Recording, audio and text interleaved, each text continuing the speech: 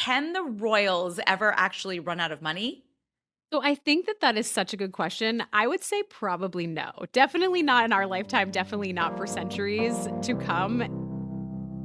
Who the am I to tell you what to do with your money? My name is Priya Malani, currently managing millions of hardworking dollars. Enough foreplay. Let's talk Money. welcome to the F word.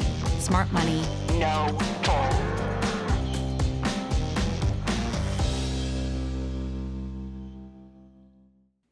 Rachel Bowie, welcome to the show.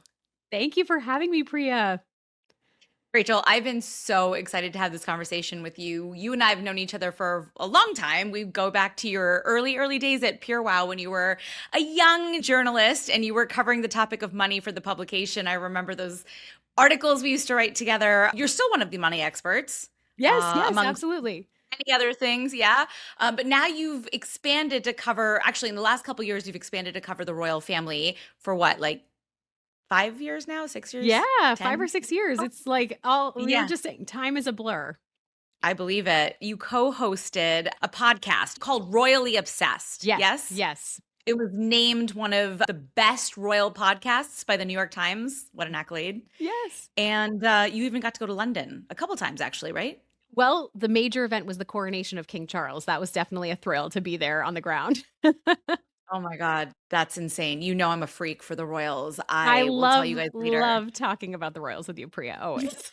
One time I think I showed up for coffee with you and I had like my Princess Diana shirt on, You my did, and I think it t-shirt. was just because it wasn't even, like, related to me. You were just wearing it, and I was like, "This is a true, true fan." I do. I love them. We should talk Team Kate or Team Meghan at the very Okay, end. I have I thoughts don't on think that, but yeah, sure.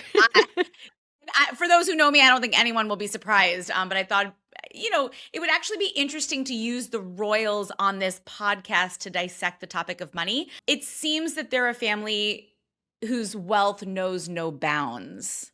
But that's actually where I want to start. So, is that even accurate? Like, can the royals ever actually run out of money? So I think that that is such a good question. I would say probably no. Definitely not in our lifetime, definitely not for centuries to come, and I can explain why. I actually have your voice in my head when I think about this. Always diversify your assets, and that is the secret to their success because they are benefiting from both public and private funding. So, you know about the sovereign grant? Should I get into the nitty-gritty of the Yeah, no, I sovereign don't know grant? about the sovereign Okay, grant. okay. This is like really, really, I'm going to drill down. So, the sovereign grant is basically something that was activated in 2012 as an exchange of sorts. The monarchy is given this grant in exchange for giving profits from some of the crown estate, which I will get into. It's very complex. The sovereign grant is funded by the taxpayer, and this is what you hear people complaining about a lot. The total amount for 2025 to 2026 is 132 million pounds. And I did the math for this conversation that is actually the equivalent in American dollars of 178 million. But that amount is extra high right now. It gets adjusted every 5 years for inflation and other factors. So the previous value, it was just recently updated, was 86 million pounds. It had a huge increase over the last 5 years. And in case you're curious, I can tell you why that increase Yeah, happened. why? Okay, so the profits from the crown estate influence the sovereign grant value, and the monarchy is coming off a like just baller year, like they couple of years. The crown estate is a huge collection of property that's managed by the monarch, but only for the duration of their reign. He doesn't like the king doesn't own those assets. It's just while he's on the throne. But the crown estate assets had a value of 15 billion pounds for 2023 to 2024. The crown estate was hugely profitable, and that leads to that huge increase. There's been a record number of visits to Buckingham Palace. Also, offshore wind farms are impacting that increase as well. So this As all part of was their like assets? part of their assets, part of the crown estate. So that's what's generating the huge growth of 45 million pounds from the 2025-2026 value of 132 million pounds. That is a 45 million pound increase from 5 years Mm. ago. So it's really, really intricate. There is a benefit for the taxpayer. I'm just going into like the basics of this money arrangement that profits from the crown estate did generate 5 billion pounds, and that's all used on public spending. The way I understand it is the king with the sovereign grant gets about a 25% return on the money that then goes back to the treasury from the Crown estate. That's just their public income, meaning the grant that is created from taxpayer money Right. becomes income for them rather than them just living off the profits of their assets. Right. Because their assets, the Crown estate, they just own so much land. Like it's so expansive. The sovereign grant, also, it's worth noting, is only usable on official business. So that's where their private income comes in. And this is where you hear words like the duchies thrown around. I'm getting really really complicated here. So there's the Duchy of Lancaster, and this is a portion of land in areas like Yorkshire and central London. This is where we talk about the diversification. This generates private income for the king. As of March 2025, the Duchy of Lancaster was worth £679 million and made $24.5 million in annual profits. The king gets that. Prince William, a modern royal I thought we should mention, also has the Duchy of Cornwall. When the Queen died, Prince William became the Prince of Wales and also the Duke of Cornwall. Stay with me here, but the Duchy of Cornwall had assets worth $1.1 billion and annual profits of $22.9 million. So this is what's interesting. The profits, the annual profits from these vast portions of land, the duchies, go straight to the king and William, and they can spend them however they want. So this is their private income. Yes, yes. And this is also not. Why do they even need public income? Because that's for the official duties, which are very expensive. They do like thousands, over 1,000 engagements a year. There's travel, there's all these different things that do uphold tourism. There's a lot. But yeah, so that's the public versus the private. I will add one more asterisk, which is there is additional private income. The king owns properties like Balmoral and Sandringham personally. There's also royal jewels, not the ones that are owned in, like there are ones that get passed on, but there are private purchases and art and fashion, all personally owned. Like, for example, Princess Diana, her engagement ring, that's personally owned by Kate, and that has a $500,000 value. So their income is a combination of the sovereign grant, the monarch's private real estate means. Basically, they're set for life. I'm saying centuries to come. Yeah, they'll never run out of money. Right. Right. I mean, that's my take. Like, I think that you also have, like, we'll get into this, but like when the queen passed, all of her personal assets got passed down. There are reports that was around a ballpark figure of $500 million in value. So it's pricey. They have a lot at their disposal. Not all royals have access to the grant money. The king decides how it's spent, if that makes sense. Okay. That's what all those meetings, I watched The Crown. They have all those meetings. Yes. Some book on his desk and all the budgets and everything. Yes, the red box. No, I think those are government papers, but yes. Oh. I need to rewatch that. I really Me enjoyed too. it. That's on my list. Yeah. Okay, so they'll basically never run out of money. They have both private and public funding. A grant is created through taxpayer money that funds their public duties. Their official duties, yes. Official duties. Okay. And I'm really curious about Kate's wardrobe money. Where the hell does that come from? I would say that that's largely a private expense. I think that there are brands that also send them things, whether or not they're allowed to accept them. They definitely don't ask for those things, but there are relationships. I think in general, those are private expenses. And it's worth mentioning that pre the passing of the queen. So like there was a great figure in the Wall Street Journal about this that I thought was interesting, where it basically talks about how before Charles was king, the duchies were his main source of income, Prince Charles. And he was then using that income to fund his family. So supposedly William and Harry were each granted a combined $5 million a year in 2019 from their dad. So like they had to then take that, what was about $2.5 million a piece, and parse it out for their personal expenses. So it's really like when the queen died and Charles became king, all the funding is more at his disposal. Same with William. He wasn't at the helm of the Duchy of Cornwall until the queen passed and the line of succession moved, one forward. Yeah. Oh, that is so fascinating. So you're saying William and Kate's financial profile substantially changed when the queen... Substantially. Like $1 billion. He only has access to the profits of it, which was around 24 million, I think I said. But yes, and annually. So that only came into his lap after the passing of the queen when he became the Prince of Wales. Yeah, but that really changes things. It really does. It changes your financial picture. Yeah. It's not exactly like an inheritance, but it kind of is in that Yeah. you now have this lump sum to figure out what to do with and make sure you have something to show for it. Right. When you said about them getting stuff like Kate from various brands, it made me think of this thing I saw with Bobby Brown that wasn't she responsible for for doing the makeup? Was it either Megan or Kate? I It don't was remember. She Kate. I did think it was Kate's wedding Kate. makeup. Yeah. What I thought was really cool was that Bobby Brown was like, "Oh, we didn't use the publicity of that for our own brand." Well, I Like a don't lot of think these they're brands. allowed to. I actually don't think that they're allowed to say it. And I think it wasn't Bobby Brown herself, it was one of her makeup artists. And even so, I think that Bobby explained in that interview, it was almost like when she was informed that that was happening, they said it in code a little bit, like it wasn't something that they were allowed to broadcast. And that's, I think, a pretty strict rule within the monarchy. Like, I can see that Kate wore a certain brand and then go and shop it myself, but they're doing less and less IDing of that. And then the brand itself, I guess, can promote it. It's a little bit murky there.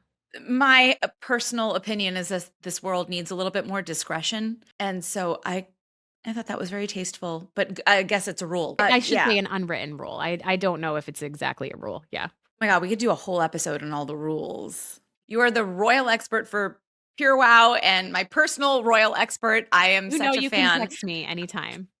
What would you say is the most misunderstood thing about the royals' relationship with money?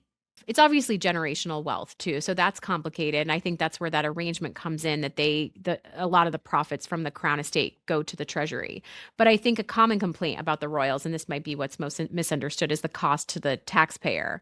Some of the complaints are credible because the sovereign grant, for example, doesn't cover the cost of security arrangements. So a lot of the argument against the monarchy has to do with how much it really does cost the taxpayer. So, for example, when the queen passed away, there was security for all of those proceedings, the 7 days of mourning, all of that. It cost 162 million pounds additionally to the taxpayer. So the big argument and frustration is about transparency with how much the monarchy actually costs the taxpayer. But I'm clearly in support of it. I'm not a tax-paying British citizen, but I think that they do a major service in terms of visibility on important causes with their engagements, also tourism. Like, I'm definitely thinking that the impact on the bottom line and all of that. You go to London, you care about paying to see Buckingham Palace or whatever you can do. Absolutely. Hyde Park, Kensington Palace, all Yeah. of it. It's so fun to go see. So it sounds like there isn't an issue of budget for the royals. Well, I was thinking, like, could they go over budget? But I don't think they really can or do. Well, I guess in the case of the security, like, how did that hundred and whatever 60, thousand pounds, how did that come about if that was extra? yeah, I mean, it's taxpayer dollars, and I think it gets reallocated. I did find this interesting is that if the Crown Estate isn't profitable, they still get the value that was targeted for those 5 years with the sovereign grant. It doesn't reduce because the profits aren't coming in, and the government just makes up that difference. So on top of that, they do have a budget in terms of accountability where they have to give an account of their spending, and it's called the Sovereign Grant Report that comes out annually. And it's interesting to see what those expenses are because a lot of it goes to the upkeep of properties that the public, in theory, gets to access. The king is trying to open those up a little bit more, but it's related to official engagements and all of that stuff. Okay. Interesting. That seems kind of, is that fair? I don't know if it's an issue of fairness, but like if the profits don't come in, I don't think that it has been a time where it hasn't been profitable, is the point so hmm, far, but it is interesting that that difference gets adjusted. I'm getting into really nuanced questions, but like, is there a threshold, like a profit threshold? Like, do they have to meet a certain amount of profit? Like, what if, okay, let's say, I don't know, I'm just making up numbers. They're supposed to give 10 million pounds, but they only make 8 million There's no pounds. profit threshold from what I can understand. Yeah. For this Okay. that impacts the So sovereign do they grant. give all of the profits? All of the profits from the crown estate go to the treasury. Yeah. So that's why in theory, Wow. like with the sovereign grant, if you're just looking at that, the value of that is about 25% of what the full profits of the crown estate, which the treasury gets back, go to. So if it works like that, it is a win for the treasury. It's just that the argument, I think, for the taxpayer is that that what they're actually funding doesn't include all those other security moments or things like that. That's not written into the sovereign grant, if that makes sense. I know that wealth gets kind of weird, especially when you're born into it and didn't have to quote unquote like work for it, which is obviously the case of most of the royals when they're born. I was curious if you see any tension in the way that the royals navigate their privilege or wealth status when they're with the public. Yeah, I mean, I think that the biggest pressure I see is for transparency and also the idea that the royals need to sing for their supper. Like they are government funded in a lot of ways. So there's something called like the annual hardest working report. And, Prince William will get backlash for having less engagements than, say, the king or Princess Anne. Princess Anne always has the most, she's the hardest working royal, except for this year when the king came through as the hardest working for 2025. So I think that pressure exists. I do also know, because I like read Spare, which Prince Harry wrote, that royal work is tallied in a bizarre way where there's a lot of royal work going on behind the scenes. He was transparent about that doesn't get counted. So it's like you think about Kate Middleton and her work on the early years, and that might be happening behind closed doors versus formal engagements and showing up for different like ribbon cuttings and that kind of stuff. So it is fascinating, but I think that tension does exist. It's why when Prince Harry and Meghan Markle opted to not follow royal tradition and like present Prince Archie on the steps of the Lindo wing, there was backlash. I think that line between personal and private gets tricky. Harry and Meghan chose not to bring They, Archie forth. Yeah, they debuted Archie in a different way. They did it, I think, at Windsor Castle, if I'm remembering correctly, but it wasn't sort of the expectation that the public has was that, from the Diana days, that this is how they would meet the baby. And I think that got, the tabloids angry, and I think not. It's they're having a baby. It's they're right, but that line between personal and private was definitely the expectations were there. They wanted to draw a boundary to say like this is our private life, but their life is funded. I Mm-hmm. don't know why, but it makes me think of the Kardashians Right. that have Yeah. their entire life display, and we're not owed, but because they've chosen to show it, or they're being paid to give us transparency. Give Right. the And I think that royal- that's where the royals are still entitled to a private existence. I think that people get upset when they aren't transparent about health matters, but that's still their personal right to maintain some privacy there. It's like, it's a very tricky line to navigate. I keep using the word tricky. Yeah, no, it is sounds very tricky. What do I know? My God, I would love a taste of that. Would you? Do I you in mean, all your years think like, oh, I envy them, or oh, I do not envy them at all? I think that it seems like a really challenging existence. I look at it where it's like the king is in his mid 70s, late 70s, and it's you think about people going into retirement at that age, and he's kind of coming out like he's working harder than ever. So it is fascinating the expectation when you're born into this role. Prince Harry kind of in a reflection that wasn't viewed as kind described it as being in the Truman Show or kind of life in the zoo where you're expected to kind of parade out and show up for all these things. But I also think it's a way of life for people that were born into it. That's what they know. Yeah, it brings up the idea of retirement. Like there's no real retirement. Like you said, King Charles really just started his job. Yeah. I mean, he was like the longest king in waiting for sure. Wow, to just be starting like the job that you were born for in your mid to late 70s. Hmm. That's kind of wild and probably puts a really weird pressure, or it just puts a weird cloud over your life. Yeah. And it's just like, I think that William navigates it with the expectation of his kids, like what access is the world owed to his kids, and they've navigated that by releasing photos on their own accord via social media. But then I think he's known to be fiercely private in other settings of their existence. But also a lot of this goes back to Diana too, and that impact where the intrusiveness on her life and what that resulted in. There's a lot of boundaries that are accepted around the royals as a result of that. Of course, definitely. I'm thinking about that with Kate's most recent health battles, specifically the photograph that was released, and they were saying that she photoshopped it. Oh, right. Yes. Do you remember that? And of course you do. Let them live to a Yeah. degree. Yeah. I think that scrutiny has gone a little off the rails, especially during that episode. I thought that was really just the internet went wild with that and conspiracy theories. And I think that just went off the rails so quickly.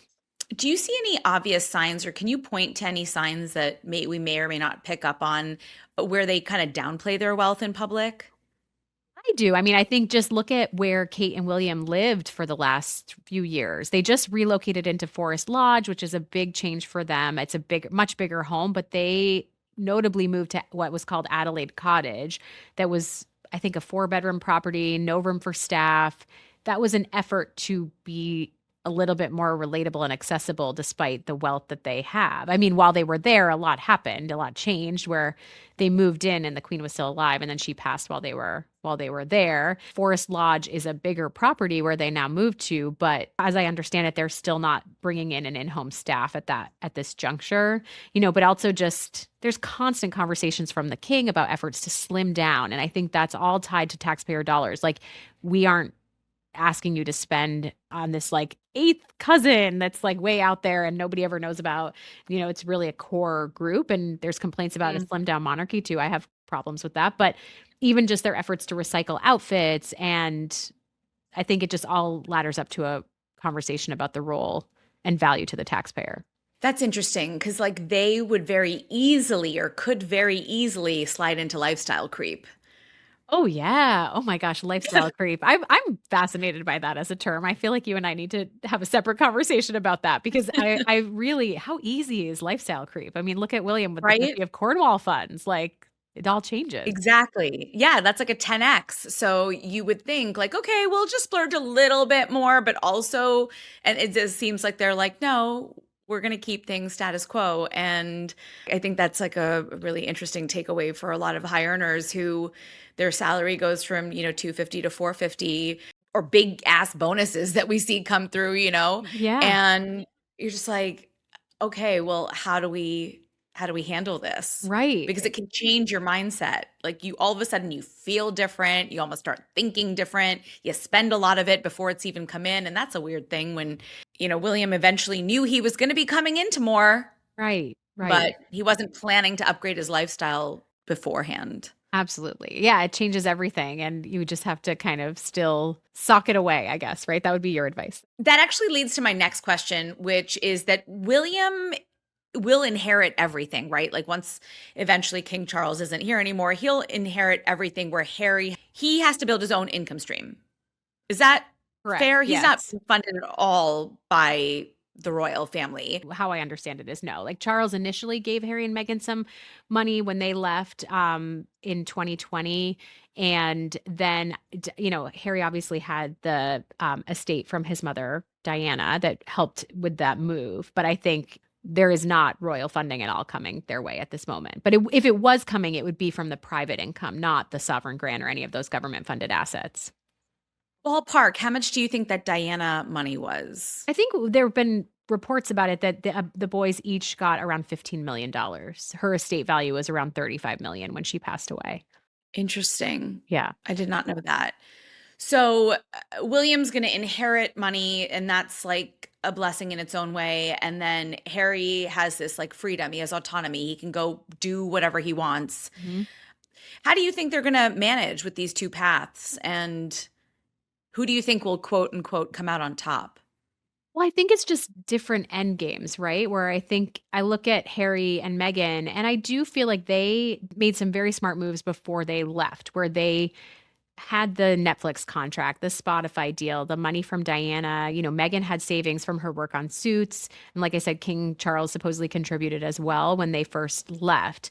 I think it just goes to having that safety net. And now I think that Meghan and Harry are doing okay. Like, with the As Ever launch and her ability to also set up an affiliate site with ShopMy, like, I really am fascinated what's to come in that realm. Actually, today at noon, the day we're recording, and there's another product drop, I think, expected from Meghan. So I'm curious about what that all will amount to. But it's totally divergent paths in terms of what they want. And what Harry and Meghan have gained is that autonomy, that ability to make their own decisions, not being under the thumb of the taxpayer in the same way that the monarchy has to answer to. I don't have concrete thoughts on this, but I am fascinated by Meghan's entrepreneurial journey and what lanes she's chosen or not chosen to leverage given her position.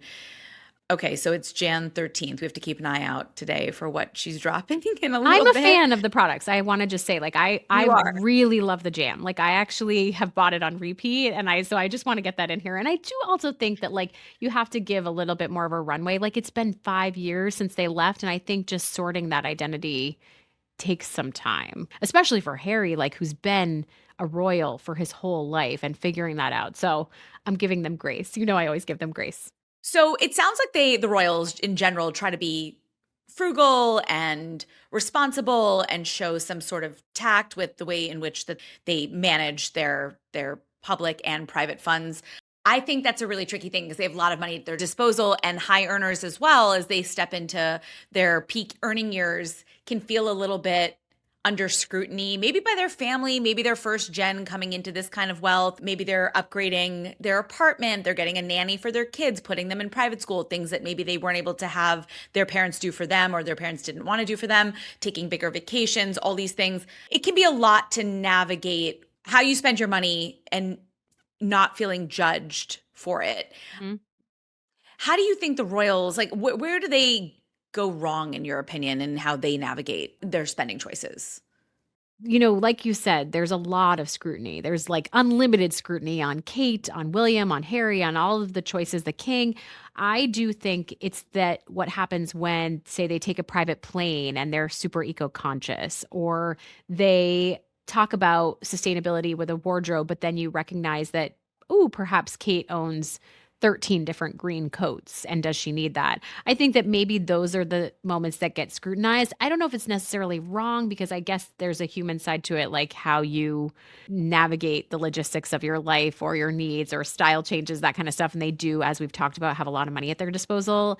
I think that what they try to put forth to the public is interesting, where it's this, again, this effort to downplay. And maybe that's for people that are navigating those changes themselves. That is the complication, is like the humility. Is that the secret sauce to it all? But then at the same time, people looking in can be like, oh, wait, how are they figuring out childcare? Or like that t-shirt looks to be like a $500 white t-shirt, or like we can deduce what's happening, but you know, they are simultaneously downplaying it. And humility does seem to have an effect on making choices more palatable. Right. And also, like, how are you taking that position in the case of William and Kate and reinvesting that wealth into the work that you do and showing up and, you know, helping others, using it to shine a spotlight? I always think that's the crux of the monarchy. That's what they want you to talk about the most. And if that is doing such a massive service, that's something of value. William and Kate are so hardworking. Not according to the court circular, but yes. I mean, Kate is definitely like, those bets are off. I mean, she's been sick and navigating all of that, so her numbers can't be accounted for in that same way. But it is kind of fascinating, you know, the flack that William gets for not working as hard as Princess Anne. She is the star. She does like, Oh my God. you know, I think it was like 400 and some odd engagements a year. And you think about her vacation days, like, how is she possibly doing that? So she's busy. All to tease my team Kate, team Meghan, gosh, which we yes. don't have to be so serious about it. I love your stance, which is to give grace all around. Well, we don't have to put them against each other, I think, is the point. But if there is a Fair. favorite royal, I do feel like Kate was my entry point. But sorry, not even Kate. Prince William was my entry point to the monarchy when I was in my teens. I just always loved him.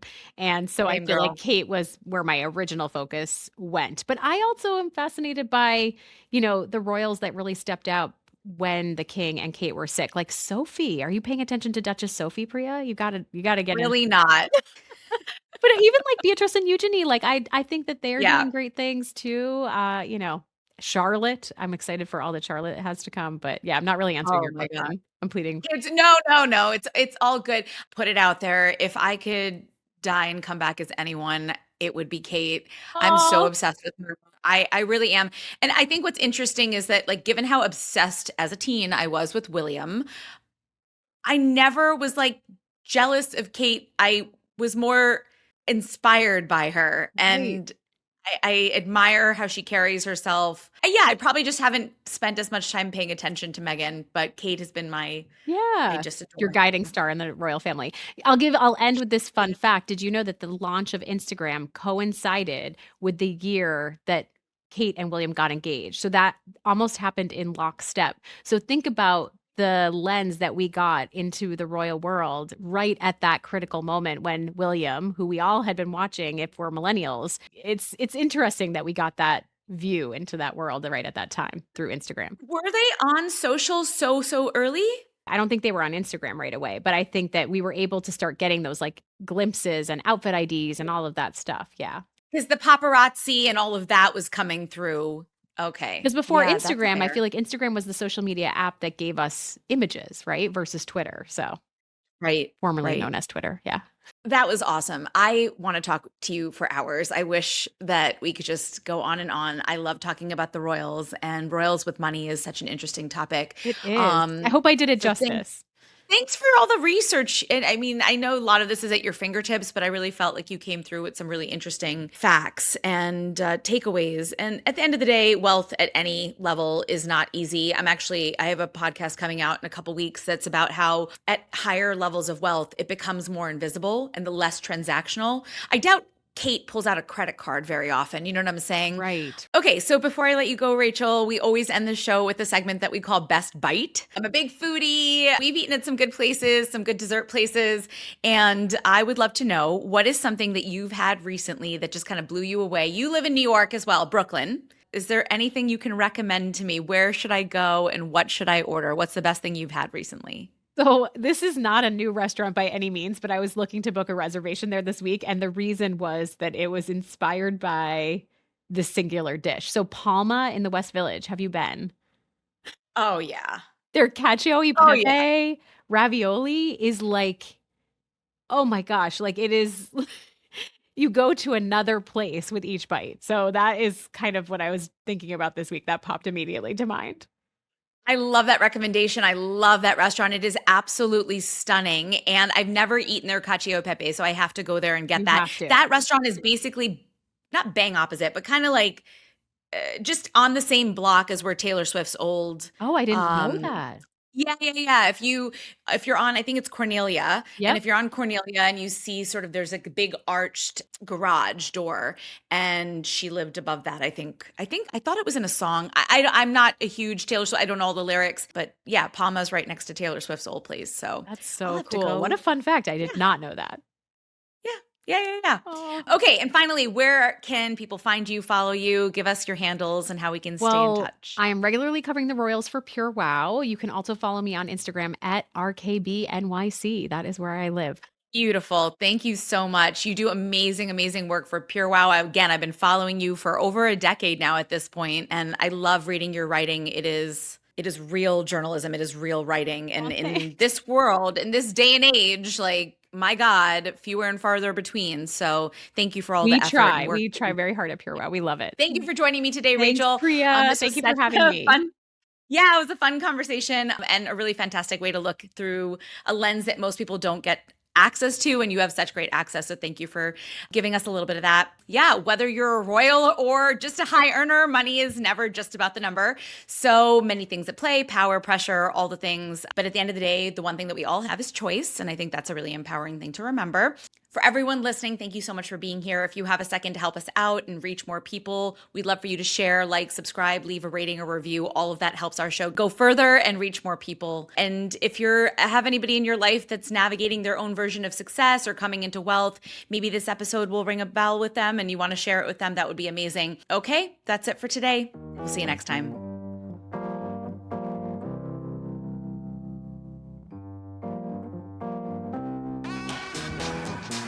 Thanks for listening to The F Word with Priya Malani. If you like what you heard, hit subscribe wherever you're listening and leave us a review while you're at it. We're approval junkies. Don't forget, you can find a ton of great resources, content, courses, and other freebies at stashwealth.com. Now, for the capital S stuff our lawyers want us to say. StashWealth is a registered investment advisor. Content presented is for informational and educational purposes only and is not intended to make an offer or solicitation for any specific securities, product, service, or strategy. Consult with a qualified investment advisor, that's us, before implementing any strategy. Investing involves risk, including the loss of principal. Past performance does not guarantee future results. There, we said it.